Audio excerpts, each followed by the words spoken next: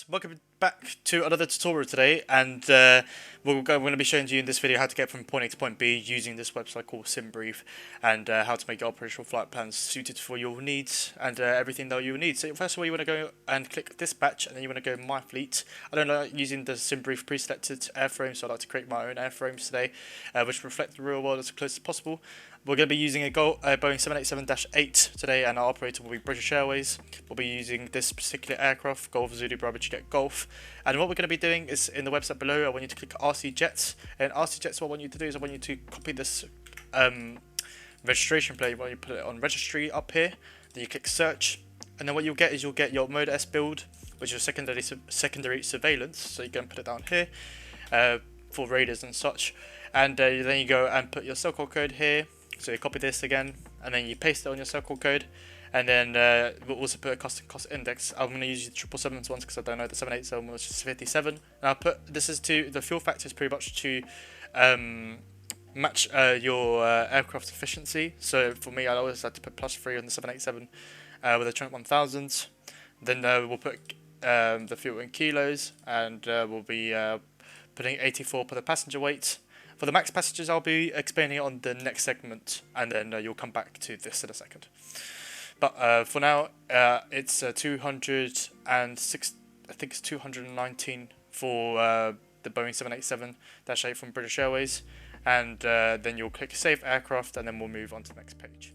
In order to check the maximum amount of passengers which your particular aircraft and your operator can carry, what I suggest you do is you go and just search up the airline, the aircraft type, and the seat map. I find SeatGuru to be the best. So click on SeatGuru, and you'll see here that some airlines, so for example, you can just click View More Planes. You can see that there are multiple cabins per aircraft, and just like to also add that in British Airways, if you go on SeatGuru, the new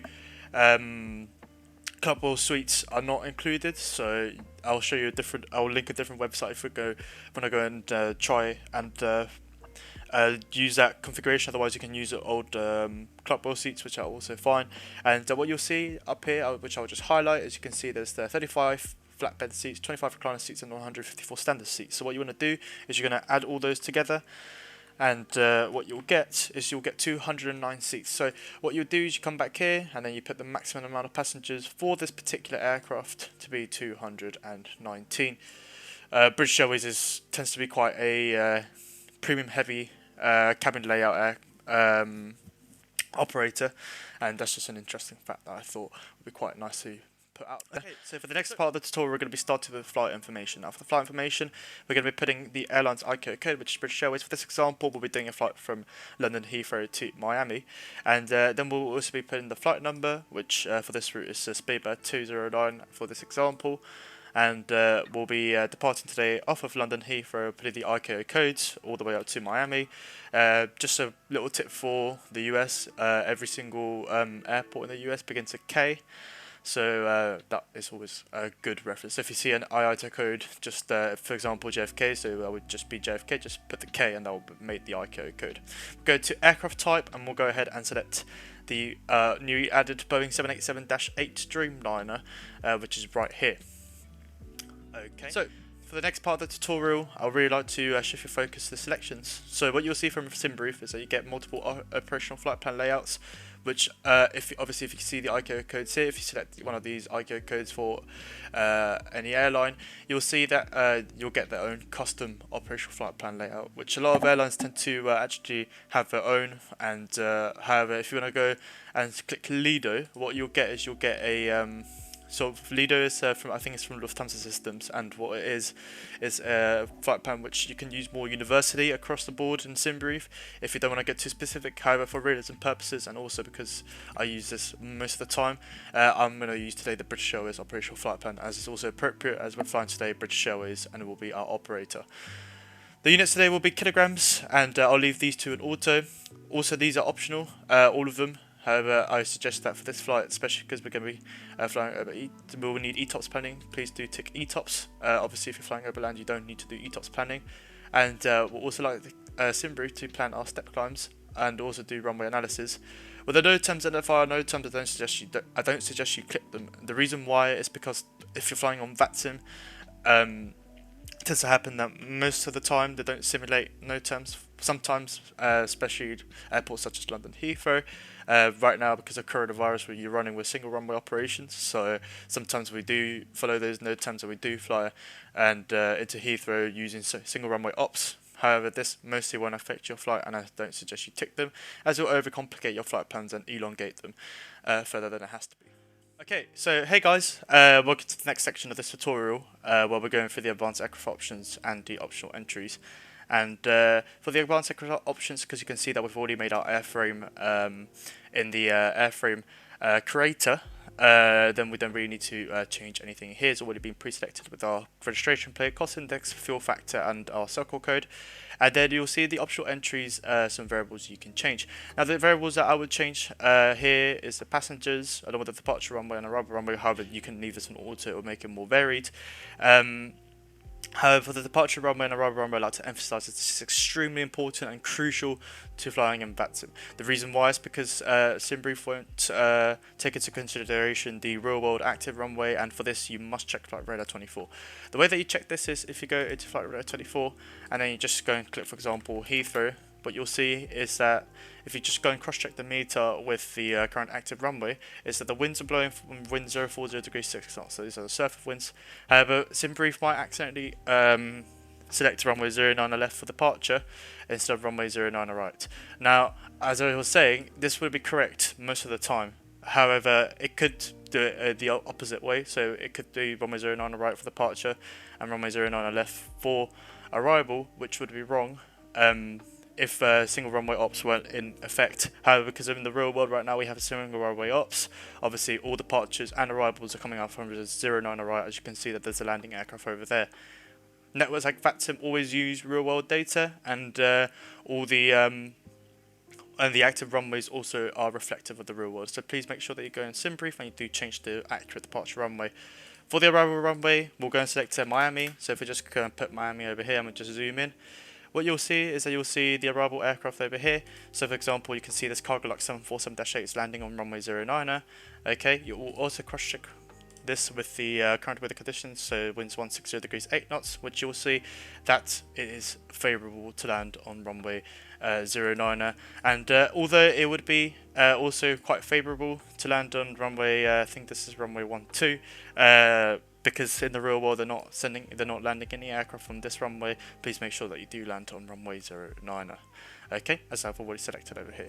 For taxi in and taxi out time, you really don't have to edit this. However, if you do know your airports and you do know from your runway turn-off point, or from the place where you vacated, or from your gate to the runway, you will know approximately your taxi in and taxi out time. And but this really won't affect performance. For the passengers, you can see 214, which I've already pre-selected according to the aircraft's cabin layout and maximum amount of passengers this particular aircraft can take from British Airways. I put 214. However, again, like I said before, if you want to diversify the amount of passengers that you can get and you want it to be really varied between flights and flights, please make sure you put this on auto as well. Other than that, the rest you can leave on automatic, and that's the optional entries and advanced aircraft options. For the route planning, there's three things you want to do. First of all, you're going to go and check your routes over here. Then you're going to go and put the wind bubs, or you want to put your significant weather. Now, you choose the route depending on where the winds are. So just to explain the wind bubs real quick, the right angle triangle is 50 knots. The long straight line out that stems out of the sort of main line over here is 10 knots, and then the small one is 5. Okay, so you just check that. You make sure you're not running into areas with where the jet stream is present. So you want to try and avoid the jet stream as much as you can. So you might want to take a route that's more southwesterly, maybe to get to Miami. However, you can just take this route over here, which Simbrief suggests is quite nice over here, especially because you won't be encountering too much headwind. And you can see here, for example, it's just 30 knot headwind, which is not even that bad. And if you just go and check this one, for example, it's 15 knot headwind. So this might save you quite a lot of fuel and time. Or if you just want to go and trek sort of more towards the southwesterly direction, you'll be encountering the jet streams more as a sort of a crosswind component more than a headwind component. And also, if you just check the wind barbs over here, you can see that they're quite strong over here, with just about 105 knots and 100 knots and if you go into more of a southwest direction, you get 55 knots, 60 knots. So Simbrief unfortunately won't give you a route that goes more in a southwesterly direction. As you can see, I can preset this, and as close as I can get is probably this route over here. So if Simbrief doesn't do this, you might, if you're not too comfortable flight planning just yet, and you don't understand how SIDS and stars work, or just how to put your own fixes and really customize your flight plan, then please don't make your own, don't customize anything. Just make sure you use a preselected Simbrief routes that you can see here. If you are more advanced in flight planning and do know how to make your own custom flight plans, and you would know how to connect SIDS, stars and directs and airways, then what I suggest you do is you go into FlightAware, you put the 2 ICO codes, so for example Echo Golf Lima Lima to Miami, then you go and copy this route over here, and then you just literally go and paste it over here.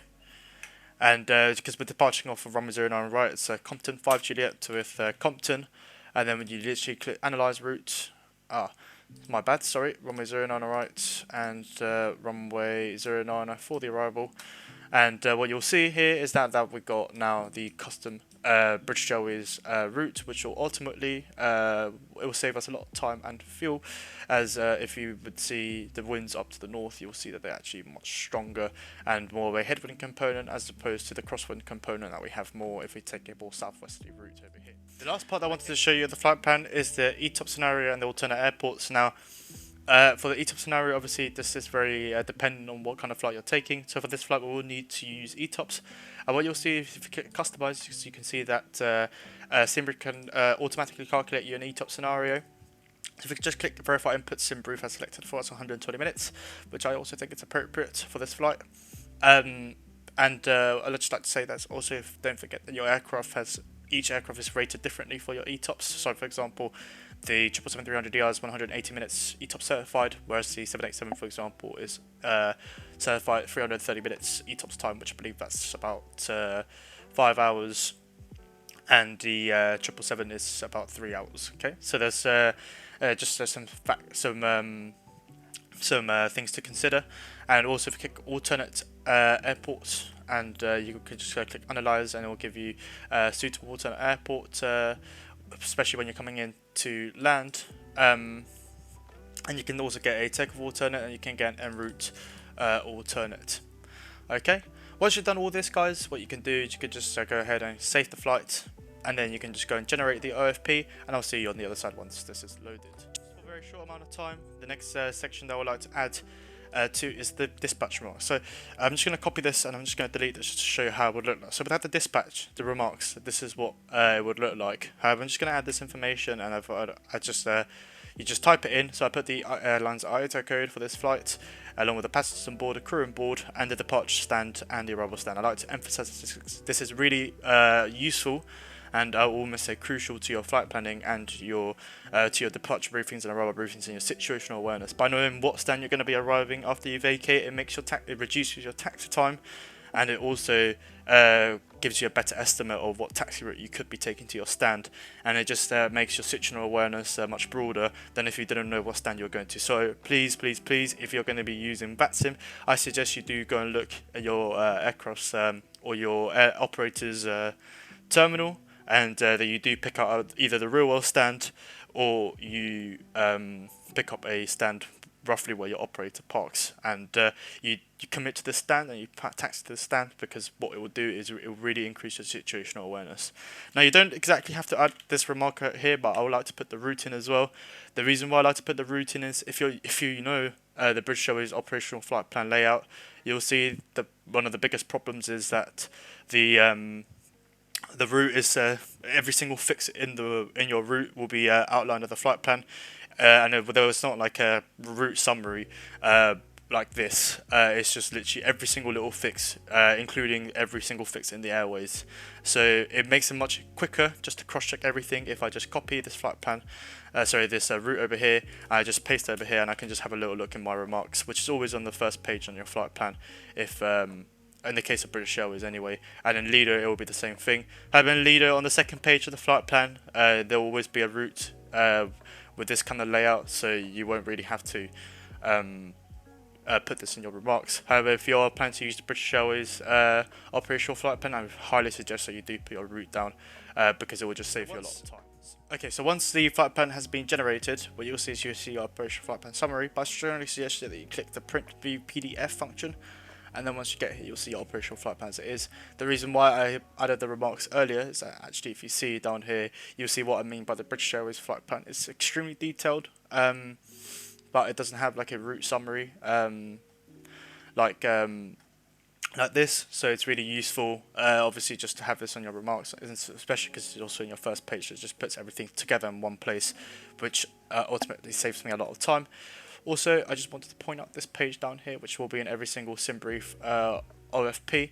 So let me just show you this. Okay, so you can see here your flight plan that you'll be sending off to Simbrief, okay, sorry, to VATSIM.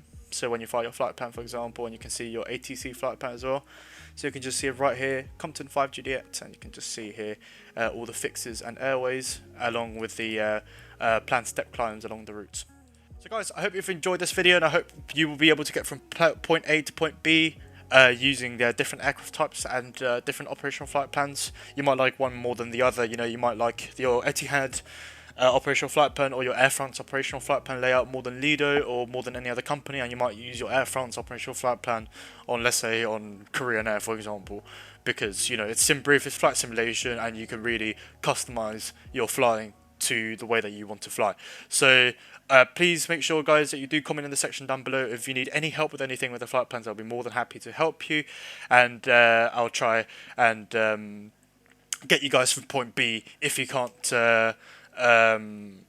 do so because I haven't been clear enough on my tutorial or anything like that. I'm more than happy to help you, and I'll try and help you as much as possible outside of the video if you do need help. Thanks guys for tuning to this video. I know it's been a long time since I've uploaded from last time. I'm already working on an upload schedule, guys, and I really hope that you tune into the future videos if possible. I also like it if you subscribed and left a comment or even a like, which will be absolutely fantastic. It'll really help the growth of my channel, and I really am excited to hear from you lot. So it's been an absolute pleasure to have you on board, guys. I really hope that you enjoyed this tutorial, and hopefully I'll see you soon on the next journey with us and on our next video with us. Thanks so much, and this is your virtual flight simulation captain, Pablo Moreno Park, signing off and wishing you a lovely day. Bye-bye.